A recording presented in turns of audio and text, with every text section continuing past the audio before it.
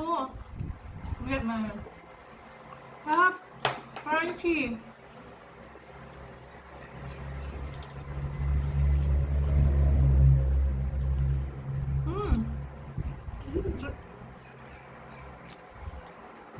Napakasarap.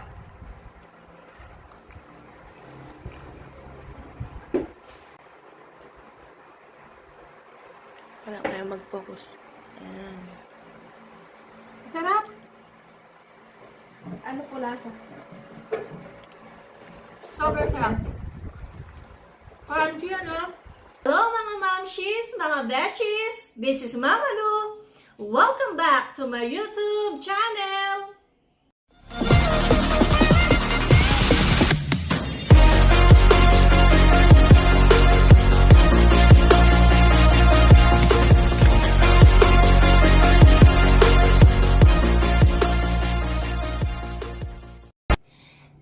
Miss nyo na ba ang Jollibee? Ako din, miss na miss ko na. Ano ba yung meron sa Jollibee ang nami-miss nyo? Well, ako, miss na miss ko na ang peach mango pie. So, gagawa tayo ngayon ng peach mango pie. So, panoorin nyo po. Para sa ating crust, narito po ang ating mga ingredients. Gagamit tayo ng 2 1/2 cups of all-purpose flour, 2 tablespoons of white sugar, 1/4 cup of butter, 1/2 teaspoon of salt, 1 egg yolk, at 1/2 cup of cold water. Mga mamshis, umpisa na po natin yung paggawa ng ating crust. So, i-mix lang po natin itong ating mga ingredients. So, itong ating flour, yung egg,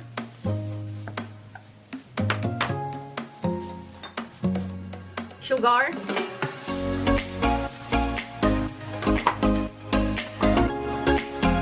salt, butter. So, i-mix muna po natin sila. Okay? Then, gradually, mag-a-add tayo ng water.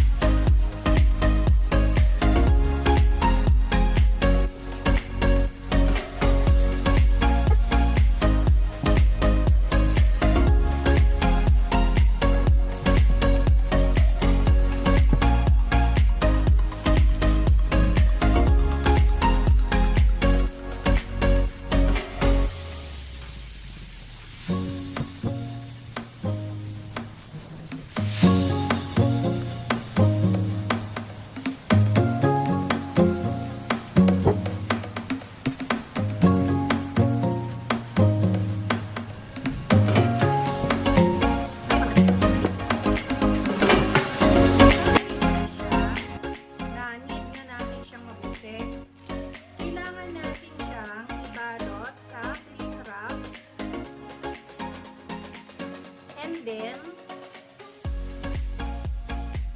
hayaan natin ito sa refrigerator for 30 minutes or more. So, yung iba, nire-refrigerate nila ito for 1 hour, or yung iba naman, nire-refrigerate ito for overnight. At para sa ating filling, gagamit po tayo ng 3 tablespoons of white sugar, 2 teaspoons of cornstarch, 1 teaspoon of vanilla. Yung iba po gumagamit ng cinnamon. Kung may cinnamon, better. Gagamit po ako ng ito pong yellow peach na Del Monte. So, 1 cup of peaches. Cup ng ripe mangoes. So, yung binuksan kong Del Monte peach kanina ay 825 grams. So, marami po itong laman. So, pwede kahit yung maliit. So, since ito lang available sa amin, so ito lang yung binuksan ko. Natin yung ating filling, mga mamshis. So, at ito yung ating peaches.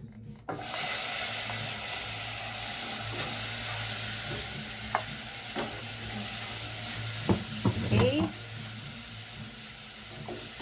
And then, our mangoes.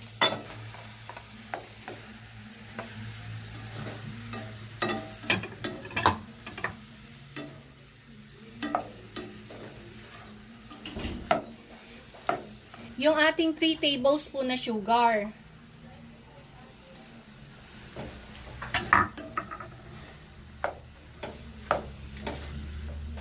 So, yung sabaw kanina, nung peaches natin, ay eto po mga mamshi. So, pwede natin siyang ihalo.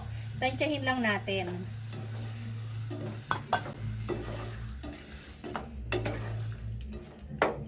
Yun din sugar, depende kung matamis yung mangga, pwede nyo bawasan yung sugar.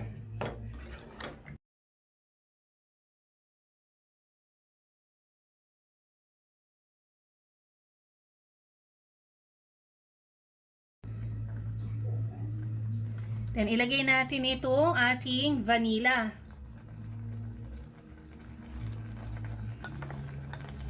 Sabi ko nga, pwedeng vanilla or pwedeng cinnamon. Depende kung ano yung available sa inyo.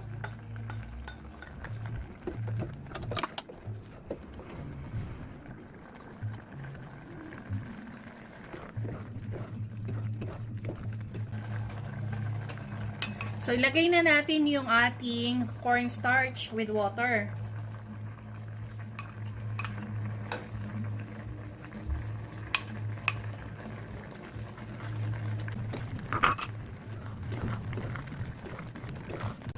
So, ayan mga mamshis, yung filling natin. And then, mamaya, palalamigin lang natin ito bago natin ilagay dun sa ating ginawang crust. So, mga mamshis, ito na po yung ating crust, gagawing crust ng ating peach mango pie. So, ito po yung nirefrigerate ko for 30 minutes. So, sabi ko nga kanina, you can refrigerate this for 30 minutes or more, or mas maganda rin kung overnight.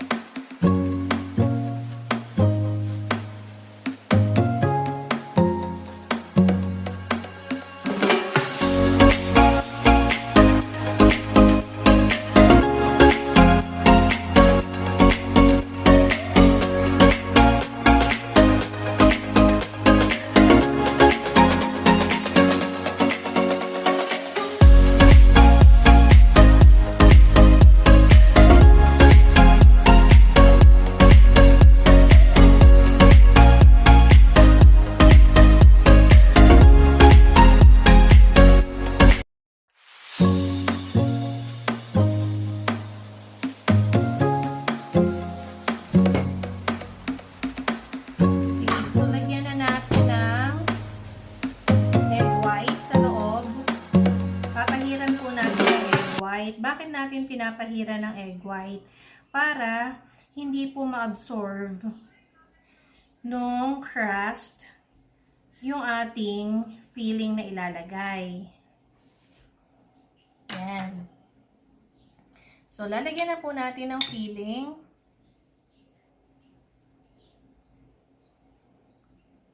Yan. Roll na po natin. Sisihin na po natin yung gilid.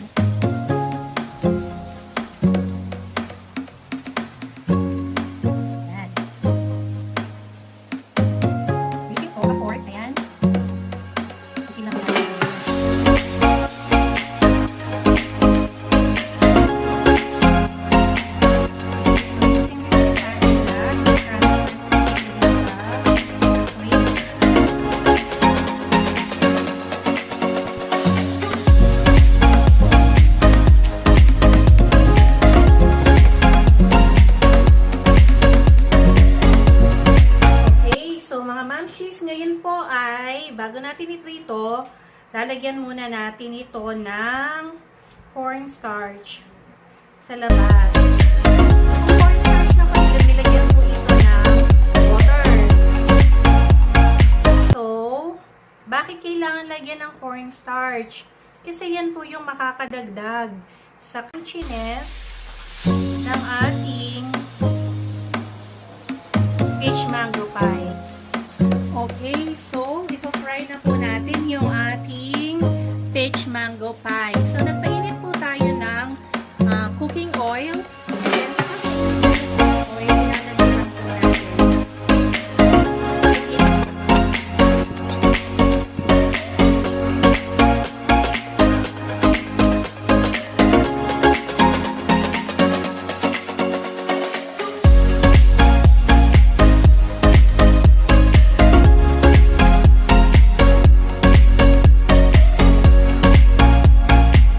Our peach mango pie.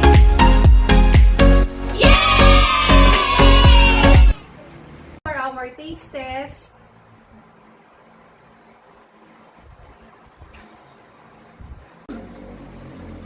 Tapos,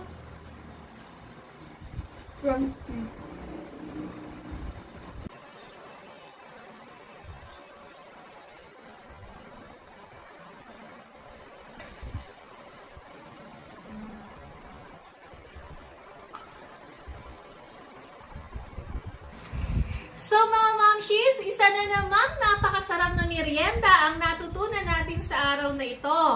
Kaya, kung hindi ka pa nakasubscribe, please, click the subscribe button. And then, pwede nyo pong i-click ang notification bell para ma-notify kayo every time I post videos. Sana ma-share nyo din ito. So, bye mga momshies! Until next video!